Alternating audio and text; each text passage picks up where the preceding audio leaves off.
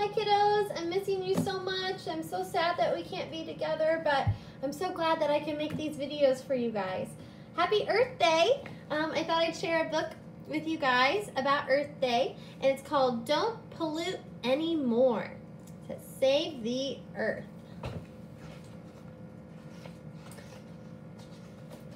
The Berenstain Bears don't pollute anymore. Well, looky here, said Papa Bear as he opened the evening news. Your friend, Professor Actual Factual's got his picture in the paper. Oh, said Brother and Sister Bear, coming to see? There's a big story too, said Papa, and a headline. My goodness, said Mama Bear, what's it about?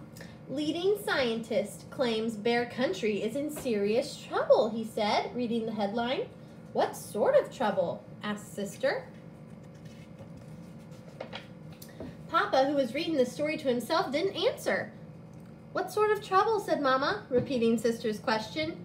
Oh, you know how professors are, he said. Actual Factual's making a big fuss about pollution. Well, I know how Professor Actual Factual is, said Mama, and I think he's quite sensible.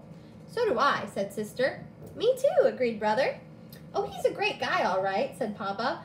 He's dug up some terrific dinosaur bones and he runs a great museum, but I happen to think he's gone a little overboard on this pollution thing. I'm as much against pollution as the next fellow, he continued. I just don't think a couple of candy wrappers and drinking cups along the side of the road is the end of the world. Besides, Bear Country is in great shape. Come on, I'll show you. He opened the door and led the family out onto the front stoop.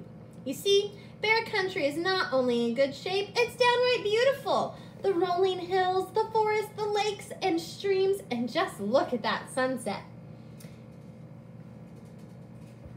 It's beautiful, all right, agreed Brother, but our science book says that some of those colors are caused by chemicals in the air that shouldn't be there. Piffle, said Papa. Say, aren't you two supposed to be doing homework? Sister, who had just about completed her homework, finished quickly, but Brother Bear was stuck. Teacher Bob had asked him to do a report on endangered species. The books he had taken out of the school library weren't very helpful. Of course, the kind of shape Bear Country was in wasn't as simple as Papa made it seem. How Bear Country looked depended on your point of view. It looked fine from the Bear family's front stoop. It looked even better if you had a bird's eye view while flying high above the earth. But if you had a squirrel's eye view and were finding fewer and fewer acorns because too many trees were being cut down, Bear Country didn't look so fine. If you had a duck's eye view, you might think the professor was right about pollution. And if you had a fish eye's view, you might think things were downright awful.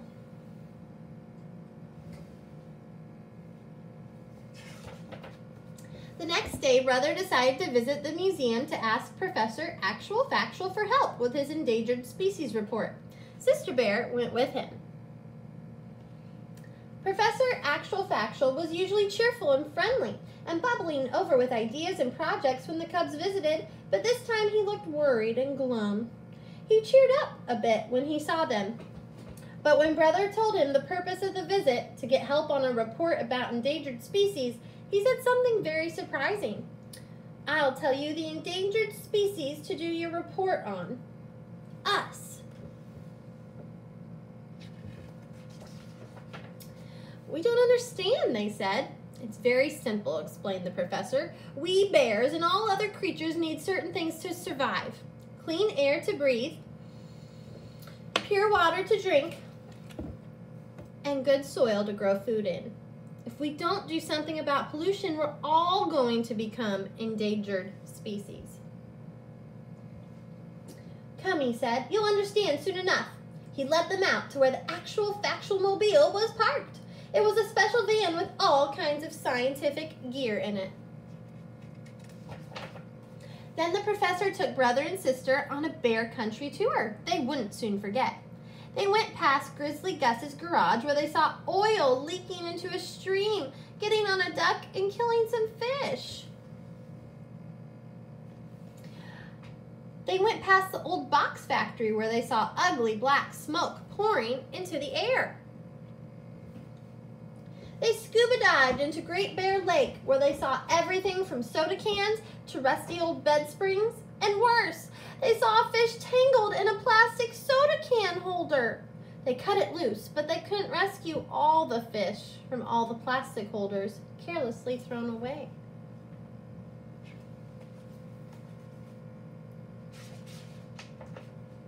They drove through the forest and saw that a great many trees had been cut down, and that not many new trees had been planted to replace them. "You might speak to your dad about that," said the professor. "He and his fellow woods bears could help with that problem." "I think I see what you mean about becoming an endangered species," said Brother when they got back to the museum. "Yes," agreed Sister, "but what are we going to do about it?" "Did that evening news story do much good?" asked Brother. "Not much," said the professor. "The idea that bear country is in serious trouble because of pollution seems to be hard to get across." "To grown-ups, maybe," said Sister, "but we understand, and all our cub friends will too, because we're the ones who will have to live on a messed up, polluted earth when we grow up." "Professor," said Brother, "how does this sound? You come to our school and explain all about pollution to the cubs of bear country. Maybe we can do something about it." Actual Factual was impressed. "I'll give Teacher Bob a call right away and arrange it," he said. And that's what happened.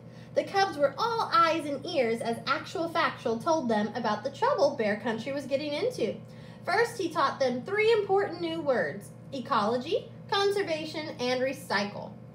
The way the professor explained it, ecology means how all the creatures, the plants, and the earth itself work together. Conservation means not wasting the valuable things of the earth like water, oil, wood, and metal. And recycle means finding ways to use some of those valuable things over and over.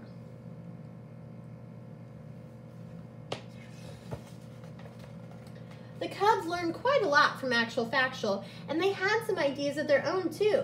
"How about a recycling program?" suggested one cub. "Maybe for newspapers to start," added another. "Then if it works for cans and bottles too," Tim Honeypot said. He'd talked to his dad, Mayor Honeypot, about it. Brother Bear remembered Grizzly Gus's garage. "You shouldn't be allowed to spill oil into streams and kill fish," he said. Babs Bruno, whose dad was the chief of police, said, "I'll talk to my dad. If there isn't a law against it, there ought to be." Even Too Tall helped with an idea. "My uncle owns the Super Duper Market. He could put in a bag return plan for reusing bags." "Excellent suggestion," said the professor. "And if some folks don't want to cooperate," added Too Tall, "me and the gang can lean on them a little." "The bag return is fine, Too Tall," said Teacher Bob, "but no leaning." Cousin Freddie had the best idea of all. "Let's start a club to stop pollution and call it the Earth Savers Club. We'll make posters and bumper stickers and have cleanups and marches and parades." But there was still the problem of Papa and his fellow woods bears. That evening, Brother and Sister told Mama and Papa about the Earth Savers Club and all the plans for stopping pollution. Mama was very impressed. Papa was too. "As I said before, I'm just as much against pollution as the next fellow, but when the cubs asked him to be sure that he and his fellow woods bears plant a new tree for everyone they cut down, he got a little grumpy." "Humph," he grumped. "It's hard enough to cut trees down without having to plant them as well. Besides, what's all the fuss about? They're just trees." "My dear," said Mama, "the cubs are right. The forest is a living thing and deserves respect." Papa was about to say piffle, but thought better of it. The problem of conserving the forest must have been on his mind, because that night he had a dream. In the dream, he was walking toward the forest to cut wood, and when the trees began to sway and wave their branches, he turned, and then the trees climbed out of the earth on their roots and chased him. "Help!" cried Papa in his sleep. "The trees are after me!" He woke up in a cold sweat.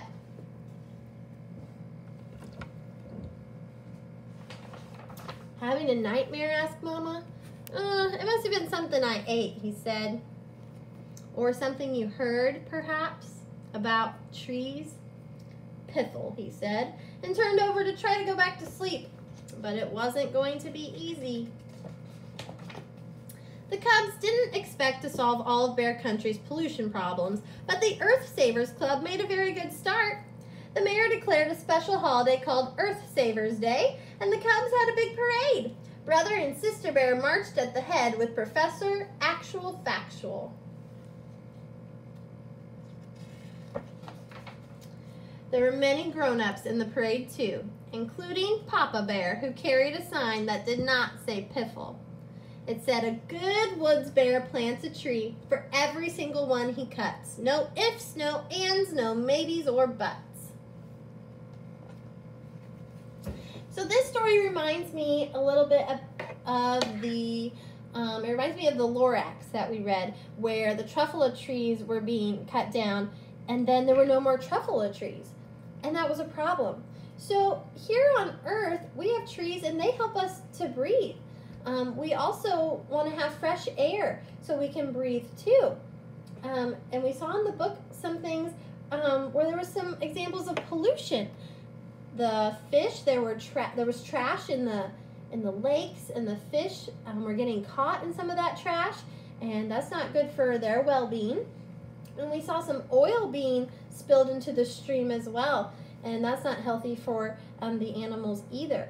So we want to make sure to throw our trash away in a trash can where it goes, and things like that.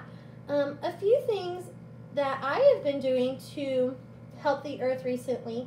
Mr. Clark and I got a recycling bin, and we've been recycling things like boxes and water bottles. So that's something you could do to help help the earth, because then recycling means that we can reuse those things again. I have a challenge for you today. Maybe you could try and help the earth by going outside and with an adult and maybe picking up some trash that you see in your yard with a trash bag, or you could even help and conserve water when you're brushing your teeth by turning off the water while you're brushing your teeth, or you could even help and conserve energy and turn off the light in a room when you're not in that room. So thanks so much for doing your part for Earth Day. See you later.